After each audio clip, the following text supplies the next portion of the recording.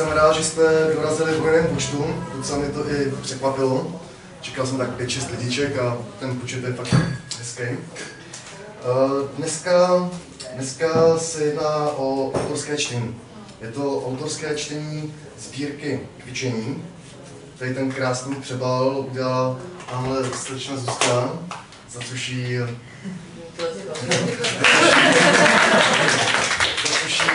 ze srdce děkuji.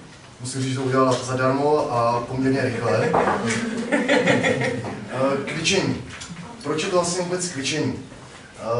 Americký písník Ginsberg napsal sbírku básní Kvílení. Já se s tím samozřejmě nemůžu rovnat, to byla hrozná pýcha a to prostě nejde, ale je to parafráze a kvičení je to proto, že co dýchám, co chodím, co už mám nějaký věk a líbí se mi ženy, tak de facto 20 let v kuse kvičím. Tahle prostě zlomila srdce, tahle nedala, tahle dala a radši neměla a neustále kvičím. Je to zároveň i tak trochu bilancování, protože první básní z téhle sbírky pochází z roku 1993 a máme rok 2013 a je to nemilé, ale je to tak, je to prostě 20 let, co občas něco napíšu. A 20 let to je takový číslo, je to taky nesympatický číslo. Celá ta sbírka je uvedena jistým motem. Nevím, jestli šumíte, co je to entropie. Entropie je stav věcí, kdy se věci od nějakého stavu, který je organizovaný, má nějakou strukturu, tak ty věci mají tendenci se vrátit zpět do chaosu, do entropie. Každá slušná věc se zpětně rozpadne na věci jednodušší. Když vyhodím jabko, tak z něho tak jabko schnie, rozpadne se na menší. Ovšem je tady jinka, to jabko nemusí schnít, z toho jabka může vzniknout věc složitější a to je strom jabloň. Takže říká se, že život je bojovník proti entropii, jediný bojovník proti entropii v tomto vesmíru. A motto celé té sbírky je, dělej život bojovníkem proti entropii, pak je láska mečem v jeho rukou. Takže dostali se k motům. A máme zde předmluvu. Ta předmluva je velice důležitá, protože upřesňuje některé věci. Pustím se do předmluvy. Kvičení je pro mě přirozené stejně jako dýchání. Můj život je dlouhým sledem zamilování se, zklamání, euforii a vzestupů, které jsou přirozeně zakončeny pádem na tvrdou zem. Kvičení je výběr básní od roku 1993 po rok 2013. Jejich kvalita je značně kolísavá. Od hanebných už poměrně hanebné. Příznačné je, že jsou povětšinou plné bolesti, štěstí nepotřebuje ventilovat, smutek ano. Kvičení je slib položený již před 2 lety jedné osobě, která má stále nezastupitelné místo v mém srdci. Překvapilo mě, kolik práce dalo odhodlat se ke zkompletování a vytvoření. Kolik námahy dalo se hrabat v zažloutých papírech, útržcích, pátrání v análech digitálního prostoru. Kvičení je velké váhání nad básněmi, když jsou svázány nejen s citem, ale také s drogami. Po dlouhé úvaze jsem usoudil, že tento kus minulosti ze své neodpářil a bylo by značně pokrytecké ho maskovat autocenzurou. Zde velice důležitý bod. Kvičení není plemenná kniha ani seznam úspěchů či neúspěchů. Kvičení je závěr dlouhé vyslující zimy, která se zuby nechty brání a nechce odejít. Uvolnit místo své krásné, půvabné a křehké sestře ve sně. Nemohu tedy začít jinak, než vyznáním lásky jel. Tato předmluva byla napsána 1. dubna na Friedštejně. A jelikož jsem skončil láskou k jaru, tak začneme jarem. Celá ta sbírka má jistou strukturu. Má svý kapitoly a každá ta kapitola je uvedená jménem. To první jméno je jméno bytosti, která neexistuje. Je to bytost Vesna, ale ta bytost je pro ně důležitá. Pak už následují osoby, které jsou fyzické, existující a hmatatelné. Takže Vesna. Vesno, jsi krásná a silná. Tvůj dech rozpouští ledy. Tvé pohlazení přináší smír umírajícím i požehnání zrozeným. Vesno, jsi stepelá a svůdná. Ve tvých šlepějích mizí holiny v květu, Mrazivé dny končí a ty vstupuješ s příslibem nových rán. Tohle je rok 2000, bylo to napsáno v nádražní hospodě Tvornov. Taky tady taková lehčí věc, taky věnovaná jaru, to je spíš taková říčka, teď je tam teda vícero. Ke kávě přisedla slečna ze snu, prej sebou přivedla nějakou vesnu. A že chce Turka, cukru 2 lžičky, žourala přitom laškovně víčky. No to je ráno, dívčina ze sna, a látka trenýrek pekelně těsná. Tak, zde se dostáváme k další kapitole a to už je existující osoba. Je to osoba, kterou jsem miloval, chodil jsem s ním do jesliček, pak do školky, na konci školky jsem se do ní zamiloval, pak jsem miloval v první třídě, v druhý, třetí, čtvrtý, pátý, šestý, sedmý, osmý. A v prváku jsem zjistil, že už se na to vykašlu, že to už nemá smysl a nechal jsem zbytek toho pánského osazení z té třídy, ať to milování vezme za mě, takže jí miloval dalších 10 let, ale konec to. Pak jsem jí říkal, že to je lesba, protože tomu nechtěla nic z toho. A pak dokázal, že lesba není a ve třetíku si vybrala ošklivýho, vlasatýho, umaštěnýho, uhrovatýho Francouze z gebítové skupiny. Až mi se hrozně stekali, to jako, já už jsem to neřešený, takže já jsem se nestekal. Takže tady to je pro Janu Třetínkovou, teďka je to úspěšná advokátka s advokátní praxí v Praze a je to teda už žena v letech zralých. Já jsem mladý, ale ona už je ve zralých letech, že? Takže toto je pro ní. Toto je nejstarší báseň, to je z roku 93, to je bylo 17 let a napsal jsem to na... Chodil jsem 2 měsíce na obchodní učiliště, taková kratučka epizoda z mého života. Tahle básně měla trošku takový orgasm učitelka češtiny, tam byl ještě nějaký zabržděný, takže i trošku pokročilejší věci se jim zdály jakože pokročilejší, ale geniální. Černá. Černá je barvou smutku, černá je krásná skutku, černá k zamyšlení nutí, černá konečného rozhodnutí, černá je moje duše. Též můj šat je černý, černý je i přítel věrný, zármutek a žál, když básník verše lkal, černá byla i tuha, co svým poemu psal. Černá je jednolitá, černá je pravda skrytá, černá anarchistům slouží, černá po bílé touží, černá je odrazem mým. Stránky kráší se černou, svátností nezměrnou, stopí se černými písmeny, pořád stejně bez změny, zhoršují stav můj, míchají stek ruměný. Černá vám všem ukáže, černá tato dokáže, černá zvěstuje pokrok, černá a její otrok. Patrik první, zoufalý, zmatený, zbloudilý, černě černý. Tak, dostáváme se k další kapitole. To je ještě opět do zvuky gymnázia. Z gymnázia jsem vyletěl jak raketa, ale přijel výměnný pobyt, kde bylo strašně moc těch uhrovatých, umaštěných Francouzů, ale byly tam i hezký francouzsky. A byl jsem pozván na diskotéku, byl jsem celý černě černý, v Pertusu Kanady, velký anarchista, a v Francouzsku jsem zapěl, takže to bylo takový lehký téma na tu francouzská.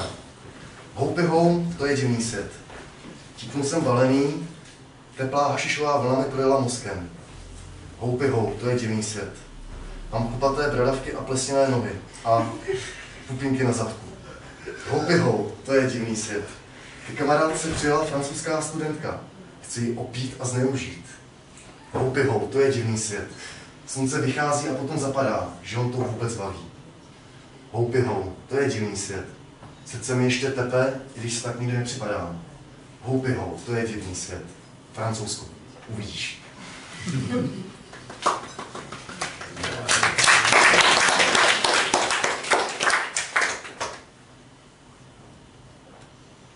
Tak dostáváme se dál. Doby gymnaziální jsou definitivně pryč, ve Broncu se otvírá první rockový klub a já propadám kouzlu undergroundu a potkávám básnířku Kateřinu která kromě toho, že byla básníčka, tak ještě měla krásné básnické jméno Paladová, to se fakt hodilo. A tady je báseň, kterou jsem reagoval na její báseň Skuteční básníci. Originál zde bohužel nemám, takže nemůžete vědět, jak jsem přesně reagoval. Poslouchejte. Skuteční básníci. Skuteční básníci, hezký obraz. Skuteční básníci umírají v rozpuku mládí, kouří, pijí. Život je pro ně omamnou látkou a omamná látka životem. Jejich řádky se schovávají, působí jak psychotropní jed. Skuteční básníci meditují nad masařkou, jež si čistí svá křídla, jež se nevšimá květu růže, na kterém spočinula. Skuteční básníci pletou konopné smyčky z veršů a pak si v temných zákoutích tiše zoufají. Skuteční básníci mrskají své bledé tělo bičem spleteným ze symbolů a podobenství. Skuteční básníci zahoří zásadně jen nešťastnou láskou. Svými city kreslí na asfalt v parku velká rudá srdce. Skuteční básníci vstřebávají hořkost světa a přitom se usmívají a hledají na smetišti alespoň jednobarevné sklíčko. Skuteční básníci u popravčí zdi sundávají pásku roztřesenou rukou, očekávají kulku, pro kterou vlastně žili.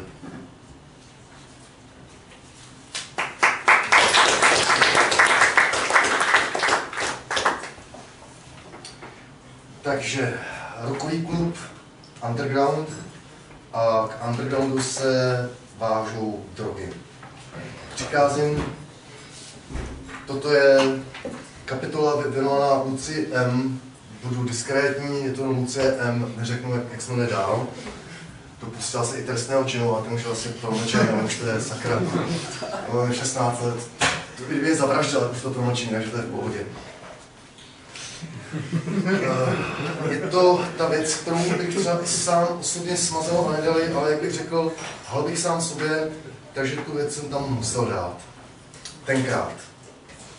Tenkrát v hlavě, heroin bušil na tympány, synapse tancovaly a neurony se hádaly. Tenkrát jsem smutněl kvůli Lucii a mé hlouposti. Tenkrát na záchodě Lucie foukala na žílu a já čekal. Tenkrát jehla se zakousla do masa a pila krev. Tenkrát jsem poznal lásku a slast. Tenkrát jsem hodně miloval a trochu začínal. Teď miluji trochu a hodně končím. Snad. Nutno říct, že to je rok 95. Píšu tam, teď miluji trochu a hodně končím. Snad. Musím říct, že to končení se trošku protáhlo do roku 2002. Ale nakonec jsem skončil a už žádné jehly doma se nekousily.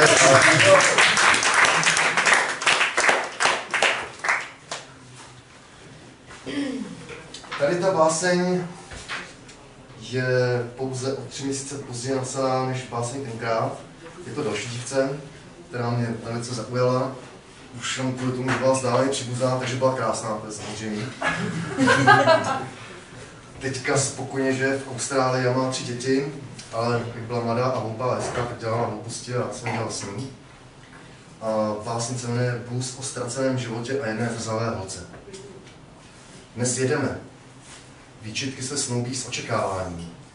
Zrzavá holka, běhy a dlouhé vlasy, nakažená stejně jako já. Věčný hlad, věčný útěk. Pojídat život nalačno je škodlivé. Prý.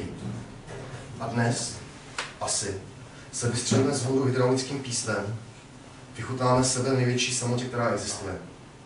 Pád, smutné oči a hlad několikrát znásobený slaví svůj návrat. Nacházíme útěchu, zavíráme dveře budoucnosti. Co s ní? Odpust mi, zrzavko. Nemoc, když sdílíme, prodloužujeme do slastné agonie, dlouhé noci budeme poslouchat blues rozpíchaných žil, blues věčného hledání a utíkání. Uf. Tak, teďka přicházíme už trošku na veselější notu. Už tam nebudou žádné hydraulické témata. Tady to je báseň věnovaná Radce. Opět kratučká kapitola, jenom na jednu stránku. Jmenuje se Únosce. Je to takový ten stav, kdy někde jste s někým, kdo se vám líbí. Slyšíte třeba 5 centiáků. A je to stejně, jako by mezi vámi byla metrová zeď, ještě s olověnou vložkou a panceřováním a tak dále, tak to je něco o této stavu. Leželi jsme vedle sebe, oddělení neprostupnou hradbou kamarádství. Venku strašidelně zářil úplněk, promítal na cesty a paseky pokroucené stíny stromů. Žertovali jsme o zelených mužičcích, o mizezních korávech, které unáší krásné místky. Tak blízko. Cítil jsem tvou vůni, tvé teplo. Když jsi usnula, hleděl jsem bezostyšně na tvou tvář, kterou spánek osvobodil od všech strastí. Tak blízko. Cítil jsem tvou vůni, tvé teplo. Tak daleko. Ráno jsi usmála, řekla jsi ahoj a odešla. Cestou si potkala zeleného mužička s blond vlasy a on tě svým mezijezdním korávem Škoda 120 unesl do cizí galaxie.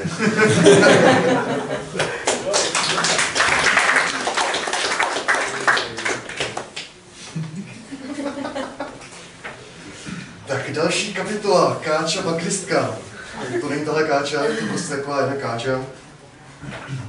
Tu jsem skoro na lopatě, ale rozsekl jsem si bradu a byl jsem 5 dnů v nemocnici na pozorování, jestli nemám něco s krční páteří. A když jsem se vrátil, tak ji zbalil můj kamarád mezi tím, co jsem byl v té nemocnici. Prostě to se stává v životě, že jo. Bakristka. Bojím se, že mě překousneš v půli. Bojím se, že mě rozvášíš branami po poli. Bojím se, že pásy rozměníš na kaši růže před domem. Buď radši pilníčkem, schovám si tě v náprsní kapse. Přenesu přes práh své neutulné komnaty, vezmu tě sebou na kutě, jen nesmíš moc píchat. Buď radši pilníčkem. Bojím se, že mě spoukneš a vyplivneš. Bojím se, že mě rozválíš válečkem na nudle. Bojím se, že jiný mechanik ti skoupne ložiska. Buď radši pilníčkem.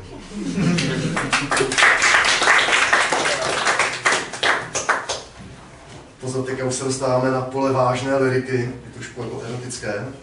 Tato básně se jmenuje Hluboko. Hluboko jsme sobě byli a před si klouzli. Přepevně se spojili milostnými sekrety a před se rozdělili. Opojené doušky přes rty líbající přelévaly a kous vlný jak vysmet.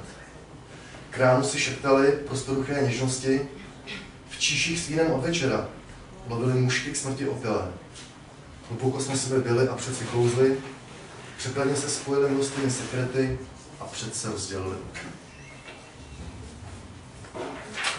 Tak. Přichází kapitola Hančí.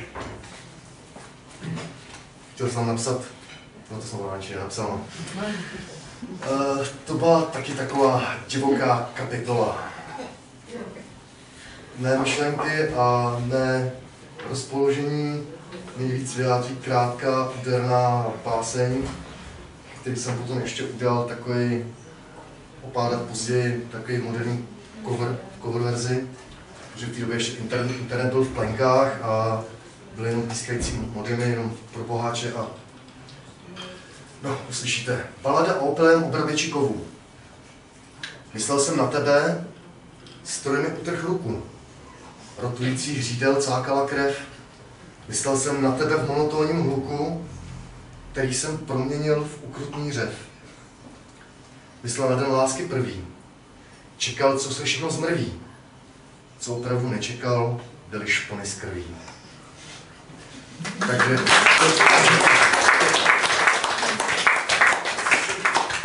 Toto je verze 1 a jak říkám, přišli jsme do doby Facebooku a Nixu a Cyberspaceu a bůh čeho. Tak jsem udělal verzi 2 a ta zní: Myslel jsem na tebe a stroj mi utrhl ruku. Rotující hřídel cákala krev. Hnedle jsem změnil status na Facebooku, ač bez ruký, být budu se jak lev. U soustruhu dopustil se velké chyby. 6 uživatelů kliklo, to se mi líbí.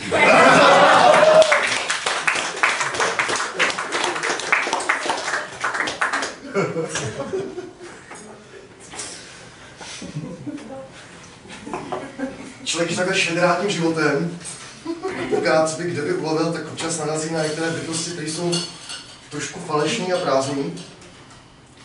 Tady ta kapitola se jmenuje Zlatá pája, nebudu říkat, jaká to je pája. Kdo ví, tak ví, kdo neví, tak... Ukážu, ta kapitola, která je věnovaná pro ní, je takhle dlouhá, jo? A je to jediná básek, nemá ani název. Ale já bych řekl, že je poměrně výstižná. Nádobo, nádobo prázdná, nádobo krásná, nádobo, chtěl bych tě naplnit, nádobo, pak hned odejít.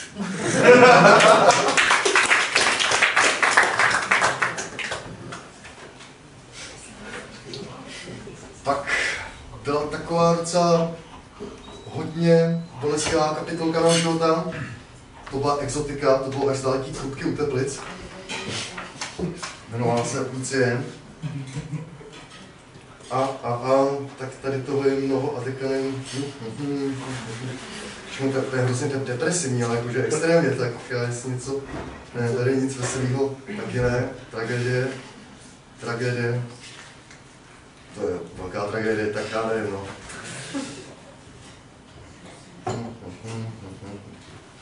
Tak dáme si tu první, ten. Nevím, ta slova směřovala ke mně, říznutí nožem do scelené rány, informace zbytečná, jak sadat Durex Galu s mrazivými kondomy kleštěnému eunuchovi, přiznání lítosti nad nepřijetím podané ruky, nad nabídnutím spolknutím pýchy, skloněním hlavy a pokořením. Možná je to vedrem, časem rozevlátých sukní a odoslených dekoltů a trčících bradavek. Jak bumerang se to vrací. Vrtím hlavou a zvedám hřbety kotníků ruky bezradně k nebi. Možná si on jen hraje. Možná on jen testuje otázku identity. Ďábelské či božské neřešení. Nevím.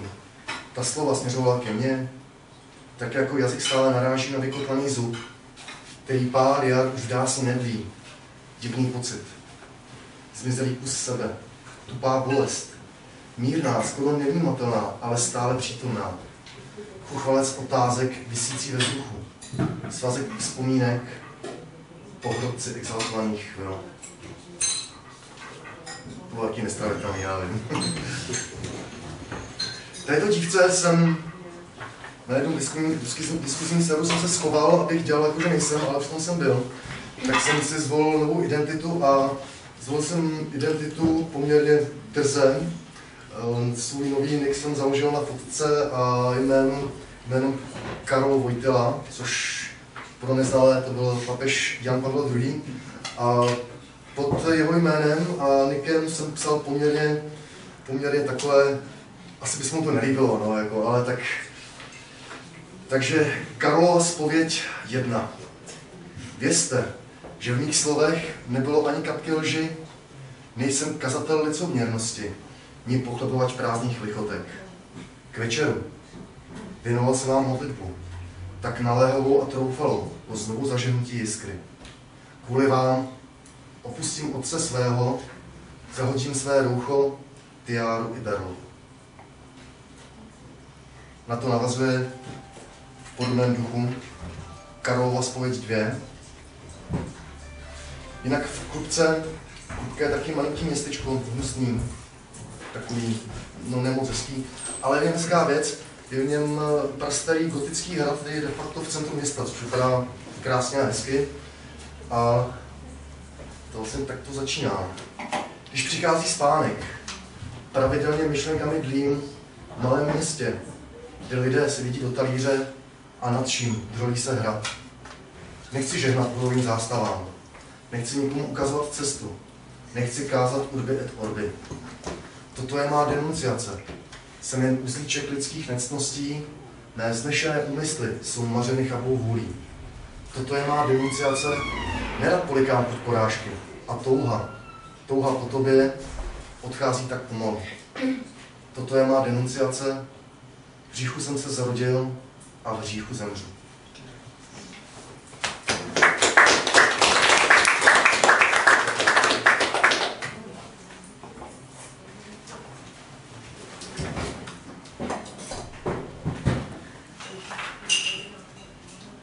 Zde se do výběru stále ještě věnovaným Lucii.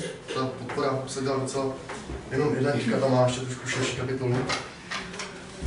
Setkání s malým princem 2. Setkání s malým princem 1 tam není, protože stálo za nic. Ale ta 2 možná byla o něco lepší, tak jsem tam včlenil. Mlčeli jsme spolu. Časy pohledy do očí. Ticho bylo hutné jak sérpiový ingoust. Naše myšlenky v něm zvonily. Rachotem špendlíků padlých na podlahu, hlomozem vířících motýlích křídel. Společně jsme sdíleli smutek a nevěděli, jak pomoci. Tolik toužil po své růži. Prošel lán vesmíru bez odpovědi, bez rozřešení. Já toužil po svobodě dětské mysli, po návratu bezstarostnosti a nevinnosti a čistotě. To ticho bylo dlouhé. Stíny v krajině ve stínu se dloužily, naše myšlenky v něm zvonily, rachotem špendlíků padlých na podlahu, hlomozem vířících motýlích křídel. Tak tímto opouštím kapitolu Lucie.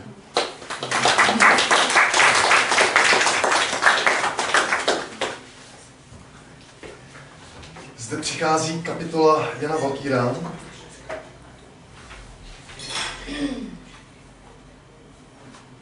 A začíná to hrozně epickou básní, ale to je tak epická, jsou tam nějaký Valkýry a bojiště a Valhalla.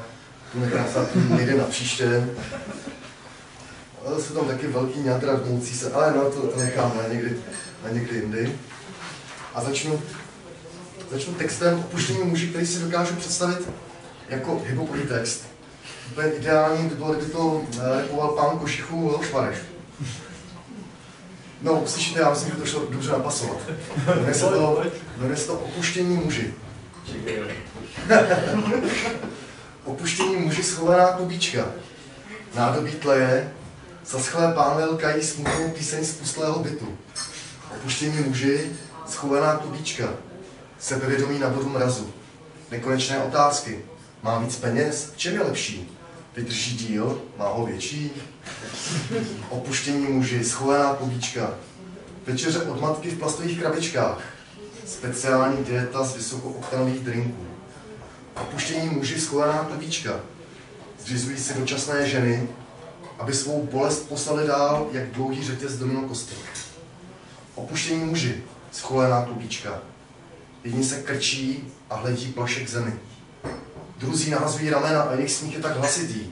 Chacha, haha. Opuštění muži, schovaná klubíčka. Hrozná cházka k politování. Přehodnocují a zpytují. V trucu dej všec tak dlouho nešlo. Ten kohoutek kapal rok a rázem je spravený. Opuštění muži, schovaná klubíčka.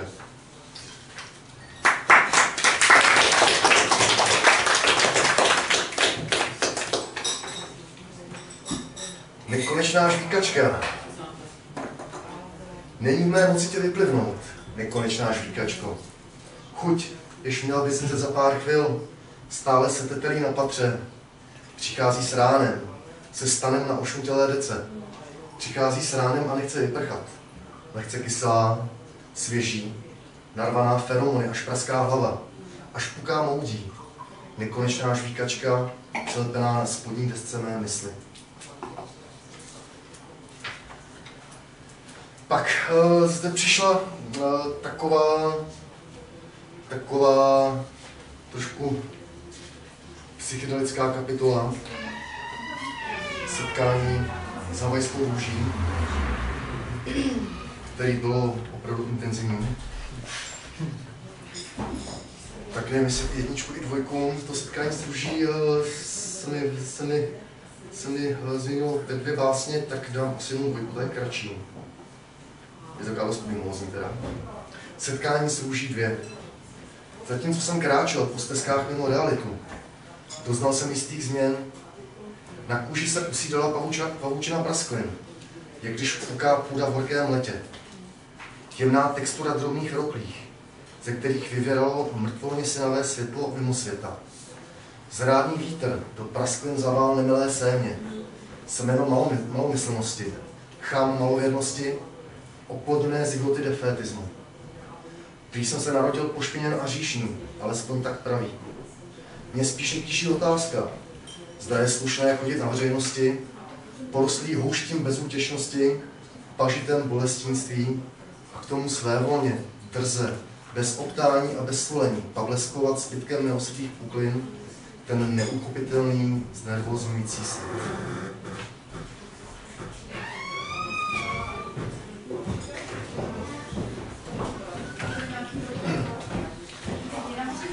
Tady je pár věcí bez názvu, takže bez názvu jdeme tomu jedna.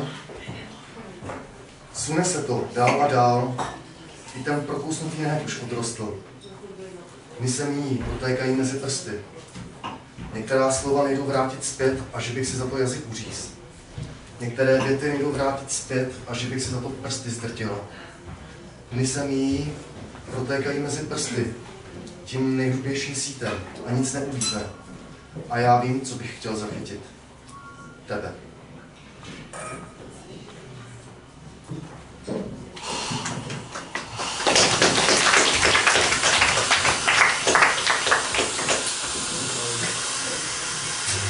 Další věc bez názvu 4řádková depresivní říčka. Je bolest delší života? Odpověď svíčka mihotá. Povídá, tak nevýřečná. Bolest je věčná, bolest je věčná.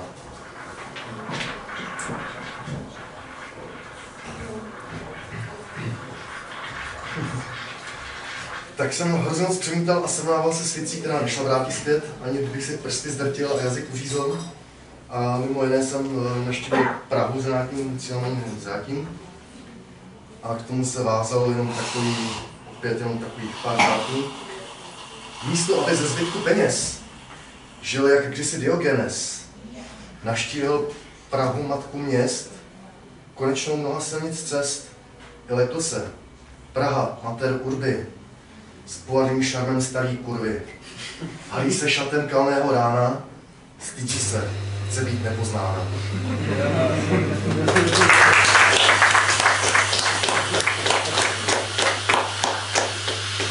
Stále jsme v kapitole Jana Valtíra a tam se tam ještě jedna báseň, která je dialog. A jakož je to dialog dvou lidí, tak to svádělo k tomu, aby ten dialog se četl ve dvou lidech. Což jsme teda nacvičili tady s Káčou. Takže já jsem zvu, prosím.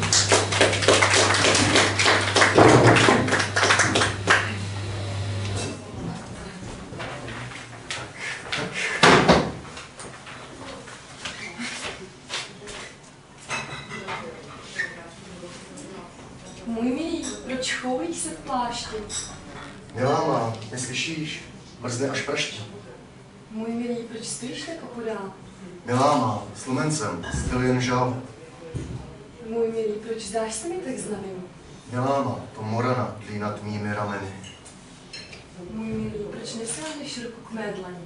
Milá má, stisk zahřeje a znovu tě raní. Můj milý, pár kroků a budeme spolu.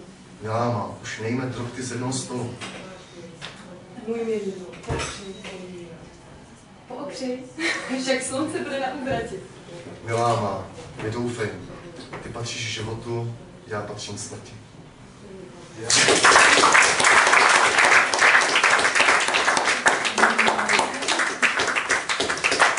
Já děkuji za výpomoc. Vypadly nám ten dva řádky, ale to je tady tu věc mám hrozně rád, protože mi to přijde tak trošku jako takový folklorní z Moravy, ještě tak vyplomit nějaký kroje, že jo, a šušlajk a...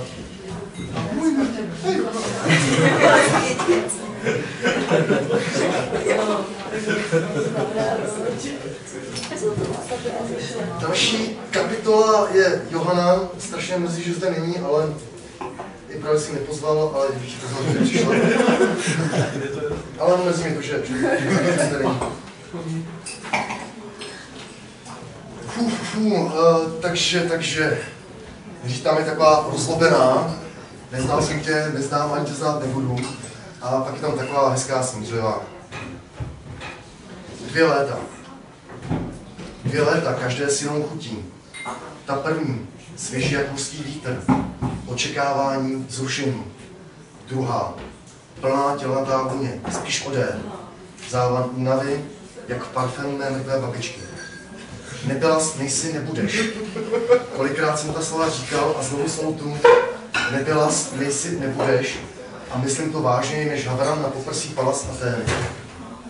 2 léta, tváře sudlé sluncem, tvé uhrančivé oči, někdy kočičí, někdy hadí. Však tak často plné bouřky. Stan, který jsme posytili potem. Podlaha, kterou jsme poskvrnili. Milování na prázdném koupališti, tolik nových věnů. Nebylas, nejsi, nebudeš. Kolikrát jsem ta slova říkal a znova jsou tu. Nebylas, nejsi a nebudeš, a myslím to vážněji než havran na poprsí Pallas Athény. A pak, jak když zatáhneš oponu, blesky v očích se usídlily nastálo. Tohleto kupčení. Za zradu platíme zradou a za bolestí i s úroky. Nebylas, nejsi, nebudeš. Kolikrát jsem ta slova říkal a znovu jsou tu. Nebylas, nejsi, nebudeš. Těch pár střípků tebe, co stále řežou. Ty vyhmysají a nezbyde nic. Nebylas, nejsi, nebudeš. A myslím to vážněji než havran na poprsí Pallas Athény.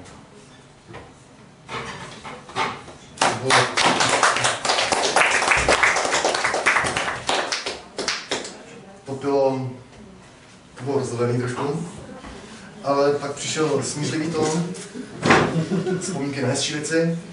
Ta básnice se jmenuje Jezera a ty. A je to podle skutečného zážitku, není to jako nějak vyfabulovaný a vymyšlený. Jezera a ty. Jezera šumí a šplouchá. Čas se na chvíli zpomalil. Teče jak sirup. Táhne se jak med. Plujeme v něm, vychutnáváme ty dlouhé minuty. Netřeba mluvit. Hledíme na pableskující vlnky, voda nám protéká mezi prsty na nohou. Silná chvíle, intenzivní okamžik, myslí srdcem natažený na celé dny. Jezera hučí. Za zády teplé městečko, co ho radši i Švédi nechali na pokoji. Tváře máme zarudlé sluncem, žůráme, netřeba slov. Tiše nakonec vydechneš. To je krásné, cítíš to? Jezera šepotá a háže prasátka. Začátek sladkého léta. Cítil jsem to, ale nebyl schopen říci. Prodíš se vodou, hledáš cetky a sklíčka, ty své milované poklady. Ten obraz mám vpálený, ten jen tak nezmizí.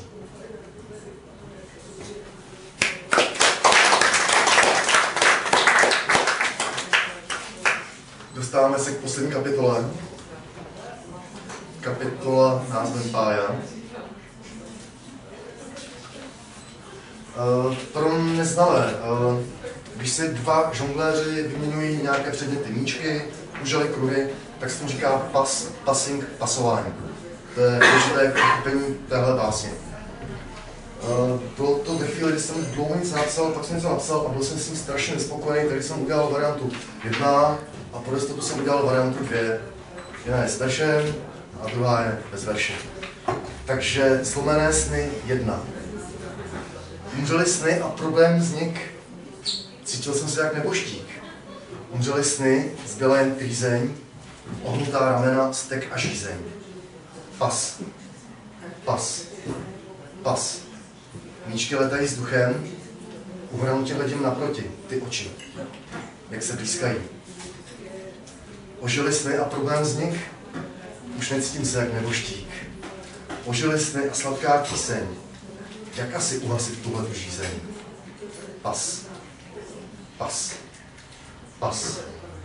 Kruhy létají vzduchem, dlaně se chvějí, po zádech teče čůrek potu, ten pocit. Je tu zas. Ve snů a lásky to není k žití, tak rovnám hřbet vždyť není k zbytí. A i když život mě rozírá, bojovně křiknu Satira.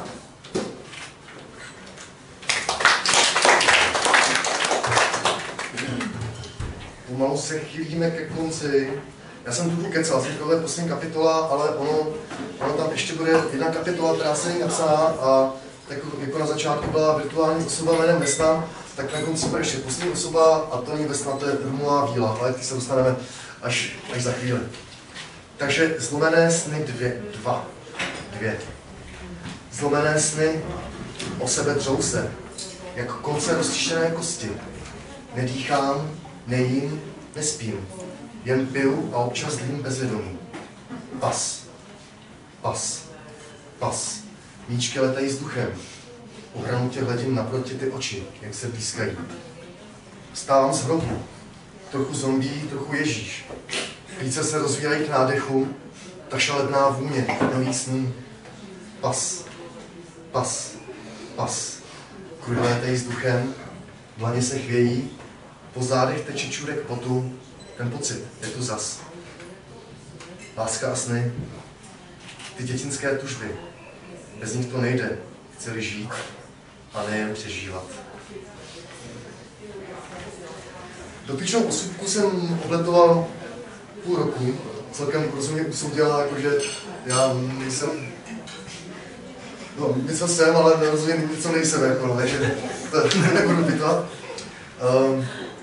Opět je potřeba trošku znát kontext, je potřeba naše vzdělání, ale jestli znáte město Jericho, tak město Jericho přišlo z té hradby a tvrdí se ve starém zákonu, že to byly tuším nějaký izraelský kmeny a chodili okolo toho města a nosili s sebou archu úmluvy. To je taková ta věc v Indiánu Jonesovi, jak to tam ukradli těm náckům a tak dále. A taky samozřejmě ty hradby spadly, to už asi vám něco říká, ty hradby spadly díky obrovským trubkám, do kterých ty Izraeliti džuli. Takže The Walls of Jericho. Kolikrát jsem tě obešel v nemilosrdné výhni. Rty mám rozpraskané, do trouby duji, a když prasklinu zřím, oči protřu a vidím, je to jen šálení. Kolikrát jsem tě obešel, ty zdi nejdou stéci. Kolikrát jsem tě obešel, dál hraju svou roli. Si stále stojí a archa se drojí.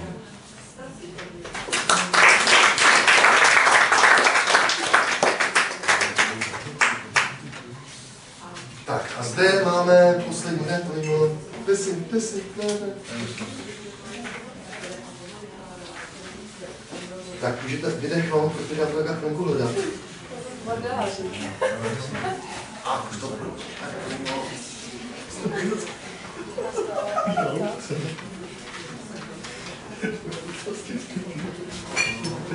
Už to mám. Takže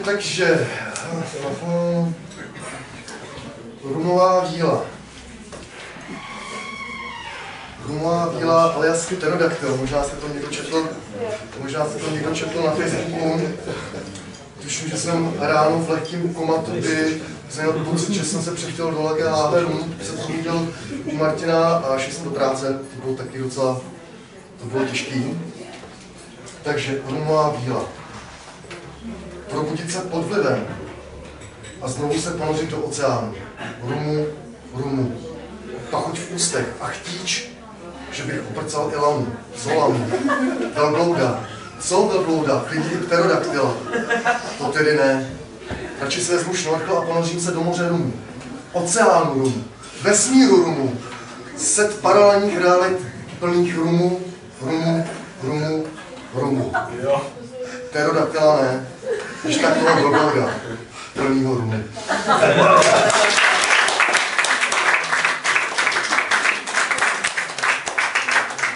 Tak je tady jedna záležitost opět věnovaná rumové víle a je to takový trošku takový posteský se nad tím, že na 1. máje se lidi líbají pod rozpeklýma třešněma, kterých teda moc nebylo.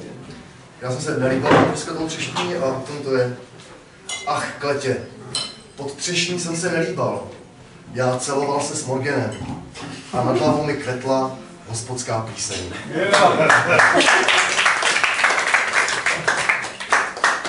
A zakončím to úplně poslední věcí, ta není věnovaná nikomu a ničemu a je tam takový trošku hledání dětství, vzpomínky a obrovská touha po nějaké cestě. Jmenuje se to Úlomky přes kopec, to jsem to na kopci z Rychlova Lichtensteina, je to kopec hroznej, vždycky jsem to spotím jak dobytek a fumím tam jak hrozný kopec. Díval jsem se tmou, mramorové nebe nade mnou.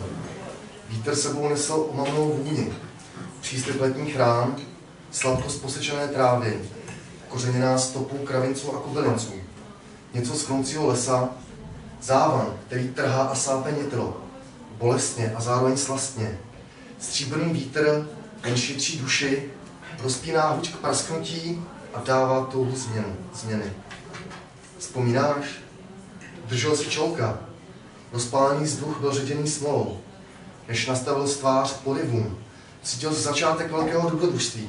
Svět ti ležel u nohou a vítr zvěstoval začátek velkých cest. Kýval jsem se tmou, nad sebou buničnou mraků, s kterou měsíce pral, vydechoval vítr, který mě provází již léta. Poupal se v kolotoči, bezedné euforie a ještě hlubší skleslosti. To čolkoviště již vyschlo. Ležíš u nohou světa a nejsou to Herkulovy sloupy. Jdi dál, velká cesta ještě započne.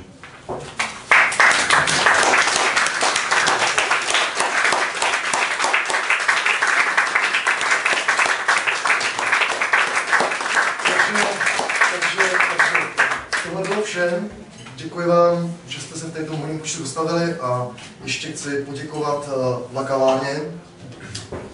Hezký prostor, výborné víno, výborná káva, výborné sýry a je to inspirující prostor, takže jsem rád, že tady ten recitál, tady to autorské čtení, že to bylo zde. Ještě jednou děkuji.